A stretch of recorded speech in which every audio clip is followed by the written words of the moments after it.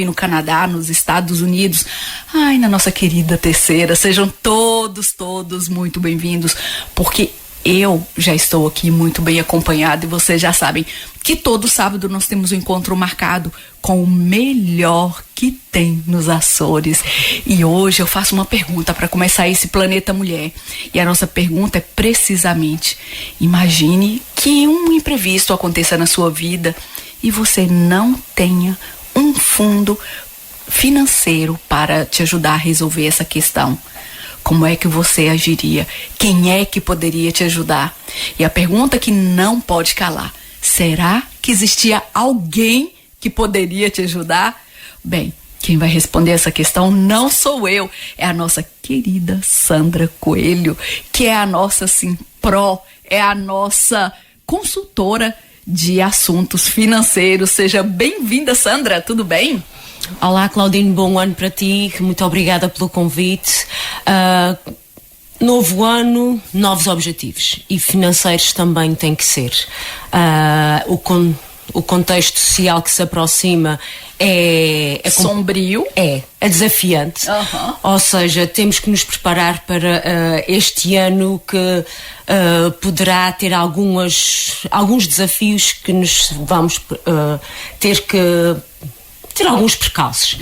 E nada melhor que começar com apesar de janeiro já está quase a acabar, costuma-se dizer que janeiro parece que é maior do que os outros meses, mas é mentira.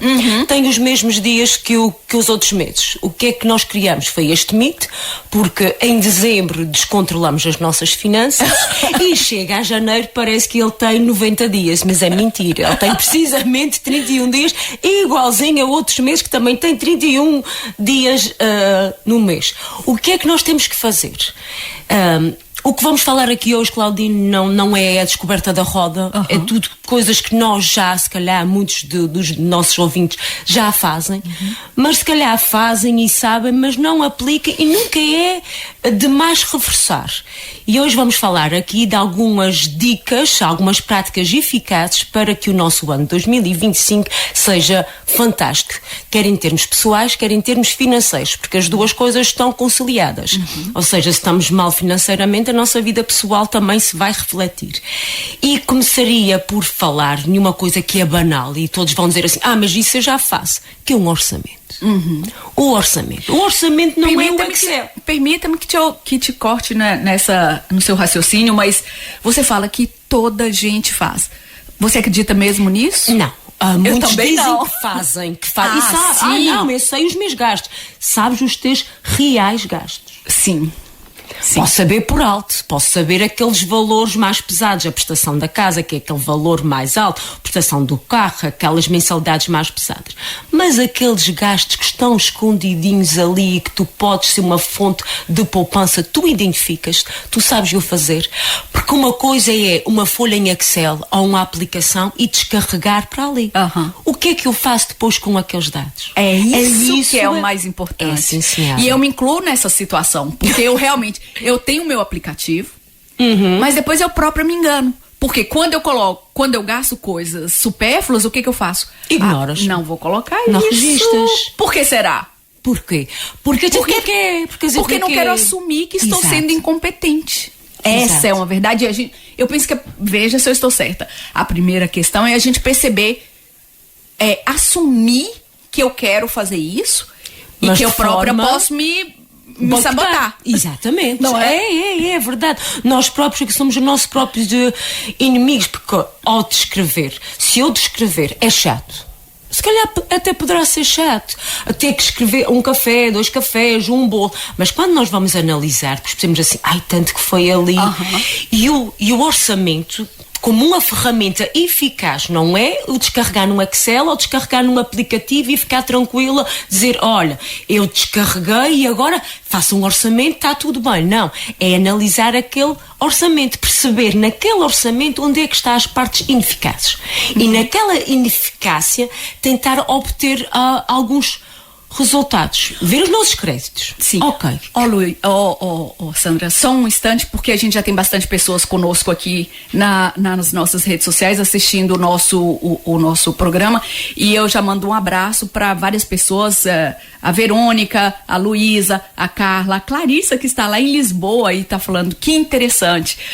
Eu peço para vocês todos que estão a nos acompanhar, escreva aqui pra gente e responda, vocês fazem o orçamento certinho, como deve ser, da forma que a Sandra está a dizer pra gente? Responda aqui agora.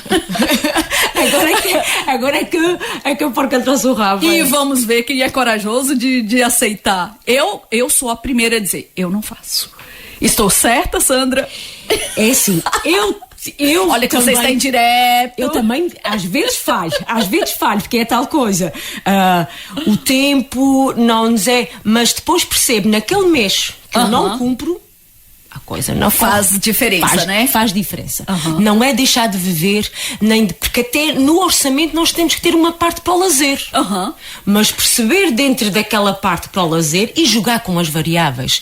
E perceber que uma pessoa que tem um trabalho fixo, que recebe o seu ordenado ao longo do mês, pode saber o orçamento de uma percentagem diferente daquele que é independente, que nunca tem um rendimento variável. Não pode colocar que para a poupança vai ser sempre 20%. Se há meses em que a sua atividade for mais reduzida, ele não pode tirar aqueles 20%.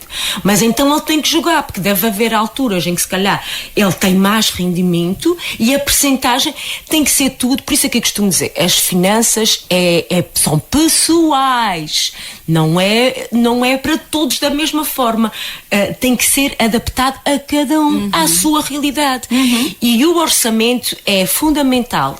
Além disso, a segunda questão é, depois de fazer um orçamento, ter objetivos claros. Sim. Nós temos metas, muitas vezes, irrealistas. É verdade. Claras e com data. Ok. Claras e com data. Claras. Eu quero uma viagem, quanto? Maio. Quanto é que custa? X. O que é eu preciso disponibilizar até maio para este valor? Então vou colocar os meus esforços nesse objetivo. Se for, eu quero fazer uma viagem, eu nunca faço. Sim. E uma coisa, é importante a gente definir com data e com o valor e a data, mas é importante também a gente... Ser realista, ser também um objetivo realista. Se eu disser assim, se eu tenho um vencimento de 1.000 euros e disser, em dezembro eu quero ter 50 mil na conta. Sim. Claro que eu vou-me frustrar. Sim. Eu vou-me frustrar, tem que ser realista e adequada à minha realidade. Todas as pessoas conseguem poupar, umas mais, outras menos. Sim. Mas antes de tudo temos que saber de onde é que o nosso dinheiro vem. Sim. E para onde é que o nosso dinheiro vai. E para isso é que o orçamento serve. Uma das práticas que eu faço, sim, agora, essa então é sagrada. É quando eu recebo, eu pago-me. Primeiro. A primeira pessoa que eu pago é a mim. A minha poupança. Okay. Porque se for à espera que chegue ao fim do mês e que sobre, não sobra. Não sobra. Eu vou poupar e quando chegar ao fim do mês, o que sobrar... Não. Até porque, geralmente, nós temos mais compromisso com o outro do que conosco mesmo. Exatamente. Não é? Porque se eu pago-me primeiro e aquele dinheiro já é separado, não fica na conta, já é separado, eu defini 10%. Sim. 10% eu recebo, tiro 10%, separo. Depois eu tenho que gerir, porque eu tenho contas a pagar e eu tenho que dar a cara aos outros. E então aí eu já vou gerir. Pagar-me a mim no fim, se sobrar, sobrou, se não sobrar. E então isso foi uma das práticas e que me ajudou imenso. Foi, recebo, pago. Seja em que mês, seja em que mês, em que circunstância for, tenho que me arranjar, tenho que me organizar. 10% é para mim. Bem, já começa a chegar mais pessoas aqui na nossa live e nós temos a Luísa, Vera Lúcia, a Clarissa e a nossa queridíssima Micaela Pimentel. Micaela que tem 1 milhão de projetos. Tá vendo, Micaela, como é importante a gente fazer esse nosso orçamento, porque assim a gente não se perde no meio de tantos projetos. Mas a Luísa, é assim, ela fala, o mais importante é nós fazermos um orçamento e um plano, né? Os objetivos, penso que é o que ela está a dizer, a longo ou a curto prazo? Depende, pode fazer vários. Depende daquilo que ela quer. Pode fazer e cada um tem que ser um projeto independente, é isso? Independente. Porque ela vai, imagina, quer comprar um carro, vai ser a longo prazo. Sim. Uma viagem poderá ser a médio ou curto prazo. Depende de que comprar viagem. Um telemóvel novo. Depende de que viagem, depende de que rendimento. Tenha que ter e tenha que ver dentro do seu orçamento quanto é que eu consigo. É 1000. Sim. Se eu só consigo poupar 20 euros por mês, quando é que eu posso comprar esse telemóvel? Ok. Sem comprometer todo o meu orçamento. O meu orçamento tem que ser realista e tem que ser adaptado. Certo. Claro que comprar um carro vai ser a longo prazo. Certo. A não ser que ela consiga um rendimento extra e que consiga também reforçar essa poupança com estes rendimentos extras. Porque imagina, um subsídio de férias, um subsídio de Natal, um reembolso de IRS, que já é raro, mas quando há um reembolso, porque é que não aproveitar e disponibilizar logo uma parte para estes objetivos? Para a poupança, para o investimento. Isso é bastante interessante, porque muitas vezes nós não pensamos, a gente tem um objetivo e a gente fala, vou fazer isso a qualquer custo. Então, muitas vezes as pessoas falam, recorrem ao cartão de crédito. Isso é um erro. Não é? Isso é um erro. E por isso é que vamos falar a seguir de uma coisa fundamental que é preciso ter. O fundo de emergência. Ok. É fundamental, antes de começar a pensar em investir, seja o que for, é preciso ter um fundo de emergência. E o que é um fundo de emergência? É nada, por isso é que é importante saber o nosso orçamento, as reais despesas que nós temos. Sim. Porque quando vamos definir para fazer um fundo de emergência, a primeira coisa que eu preciso saber é um número. Sim. Qual é o valor que eu preciso ter? E este valor é todos os meus gastos que eu tenho, mas todos os meus gastos, imagino que todos os meus gastos fixos no mês são 1000 euros.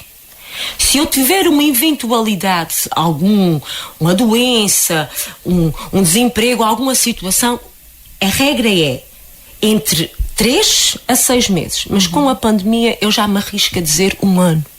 Okay. Multiplicar aquele rendimento, aquelas despesas por 3, por 6, por 12. E começar a fazer, olha, a primeira coisa eu vou tentar para 3 meses. Estou salvaguardada. Para ser metas realistas, para também não desesperar, dizer, as minhas despesas são 1000. E para fazer 1 ano são 12.000. Sandra, eu não consigo, eu vou desistir. Não, começa com 3. Conseguiste 3, ok, vamos para 6. Okay. Vamos para 12. E quando conseguir, porquê? Porque há muitas teorias de pessoas por causa dos investimentos. Isso é um desperdício, estás a perder este dinheiro todo e não estás a investir Nós nunca sabemos o que vai acontecer o dia da manhã. É isso. O dia da manhã. E o que é o fundo de emergência? É uma almofada. Sim. Para uma eventualidade. Por isso ele tem que estar disponível. Não é... acontece um acidente, precisas de arranjar o carro. Vais tirar dos teus investimentos que estão a render, que o tempo é o melhor aliado em que vais perder a tua rentabilidade. Vais recorrer ao cartão de crédito com uma taxa altíssima para poderes depois ter que fazer os pagamentos. O fundo de emergência serve para isso. Não quer dizer que esteja escondido debaixo do colchão. Como é óbvio. Podemos colocar em algum investimento, mas que tem que ter 2 características. O capital tem que ser garantido. Ou seja, eu saber que daqui, quando eu precisar dele, vão ter o mesmo valor. O que não acontece naqueles investimentos em que o capital não é garantido, é volátil. E também tem que ter liquidez. Eu a qualquer momento eu posso ir lá buscar sem comprometer nada. São 2 características do fundo de emergência. E há muitas teorias que dizem que isto é uma importação americana, porque na América não há subsídios e então isto é uma importação americana. Mas nós temos que perceber que a nossa conjuntura também tem sido global, né? Porque dizem, mas tenho o fundo de desemprego e tenho o fundo e tenho o subsídio de doença. O subsídio de doença é uma percentagem. É uma percentagem. E nem todos têm direito, atenção. E o fundo de desemprego tem um teto. Tem um teto. Será que vai cobrir as suas despesas mensais? Será que vai cobrir e tem um limite? Será que vai cobrir, e nesta eventualidade, numa situação destas, eu não quero estar com um fundo de emergência para salvaguardar. É muito importante ter um fundo de emergência. Olha, a gente tem pergunta aqui, é bastante interessante. A Luana Teixeira, ela perguntou o seguinte: imagina que eu estou numa situação de emergência. O que é menos danoso, deve ser o que é menos difícil, né? O pior. Pegar empréstimo ou recorrer ao cartão de crédito? Depende do empréstimo, das condições do empréstimo. Okay. O cartão de crédito, regra geral, é a taxa mais alta. Okay. Mas também há créditos pessoais com taxas mais altas. Okay. O ideal é ter um fundo de emergência para não precisar recorrer a estes créditos. Porque crédito pessoal, a gente tem que perceber que os bancos são instituições que vendem dinheiro. Sim. A rentabilidade deles é o juro. Sim. Nunca vou conseguir arranjar um produto financeiro para investir com uma rentabilidade tão elevada como as do cartão de crédito. Certo. Muitas vezes estamos a pagar acima de quase 6, 7, 10% de juros do cartão de crédito e de empréstimos pessoais. Sim. Por isso é que é fundamental, num caso de emergência, mas eu ainda não tenho um fundo de emergência, recorre a familiares, recorre a amigos. Não tentar o mínimo possível recorrer ao cartão de crédito. Okay. Ou então, recorrer ao cartão de crédito, se não conseguires de forma nenhuma, e depois, se a sua meta, o seu objetivo, liquidar aquela dívida. E mesmo numa das... Antes de investir, porque agora está muito na moda, toda a gente quer investir, porque investir é que dá rentabilidade. Mas antes de começar a investir, primeiro ter o seu fundo de emergência. Certo. Para salvaguardar aquela almofada ali. Outra coisa, limpar aquelas dívidas com aquelas taxas muito altas. A última provavelmente será a nossa do crédito de habitação. Pronto, regra geral tem as taxas mais baixas. Okay. Mas muitas pessoas têm créditos em cartão de créditos, muitos cartões de créditos. Têm crédito automóvel, crédito pessoal. Tentar limpar e começar com o que for mais fácil para também ser estimulante. Ou então, aquele que tiver a taxa de juro mais elevada e que está-me a penalizar. E definir, olha, eu agora não vou investir, só vou começar a investir quando eu limpar as minhas dívidas que estão a ter um prejuízo muito grande para o meu orçamento. Ok. E só depois é que eu vou começar a investir. E também temos que perceber que depois de começar a investir, perceber que tipo de investidor eu sou. Sim. Que tipo? Eu sou conservador? Eu sou intermédio? Ou eu sou arriscado? Certo. Tolero bem o risco, consigo olhar para a aplicação, um dia tenho, no outro dia já não tenho nada e consigo, a minha caixa, o meu coração aguenta esta... a vitalidade destes produtos. Ou então, não sou conservador, gosto... Poupança de capital garantido, rentabilidade a mais baixa, mas sei que está ali, mas tendo em atenção que nós temos agora uma inflação muito elevada. Certo. E significa qualquer produto que de capital garantido e de menos risco, provavelmente não vai cobrir a taxa da inflação. Porque o dinheiro parado, o que vale hoje 100 mil, daqui a 5, 6 anos já não consigo comprar a mesma coisa que eu consigo comprar com 100 mil. Claudinho recorda-se dos gelados Olá, conseguimos comprar um gelado Olá com menos de €1. Hoje vamos ver que o mesmo gelado 3 euros. 3 euros. 3 euros. Ou seja, e o que é que aconteceu? É a inflação. Quanto está a inflação hoje aqui de Portugal, em média? Atualmente deve estar em 4 e tal. É muito elevada. É elevada, sim. É muito elevada. Qual é o produto que nós temos para investir com uma rentabilidade de 4? Sandra, imagina que alguém que está nos assistir tenha apenas 2.000 euros ou 5.000 euros, se calhar, para investir. Em que você investiria? Depende. E esse depende significa o quê? Depende de que tipo de investidor ele é. Porque eu não vou dizer, olha, investe aqui, investe ali, porque ele é que tem que saber que tipo de investidor é que ele é. E se ele está a investir aqueles 5.000 euros, aqueles 5.000 euros são o quê? ele tem um fundo de emergência, ele tem outras poupanças, porque temos de diversificar. Certo. Tem que ser. Imagina então que eu sou uma pessoa que tem um salário relativamente baixo, um salário meio, e tenho 5 mil para investir. Se fosse a Sandra, em que você investiria? Fundo de emergência. Fundo de emergência. Então, esse fundo de emergência... Depois do meu fundo de emergência. Aí vai para um outro objetivo. Eu vou para outro objetivo. E quando nós dizemos esse fundo de emergência, para mim não ficou muito claro e penso que, se calhar, as pessoas que estão nos ouvindo também não entenderam muito bem. O fundo de emergência, ele é apenas para doenças ou ele serve para festas, imprevistos, para viagens, imprevistos. Então é para salvar. Porque não é para objetivos. Objetivos tu vais ter no teu orçamento também uma parte. Então dentro do nosso orçamento, isso é uma ginástica olímpica. É. Dentro do teu orçamento tu colocas variáveis. Despesas fixas, o que é que tem? 50%. Sim. 50% tens que saber o teu rendimento, todo o teu rendimento. Certo. 50%, vamos supor que colocas 50% do teu. Não pode ultrapassar 50%. Convém que não ultrapasse, não tens muitas despesas.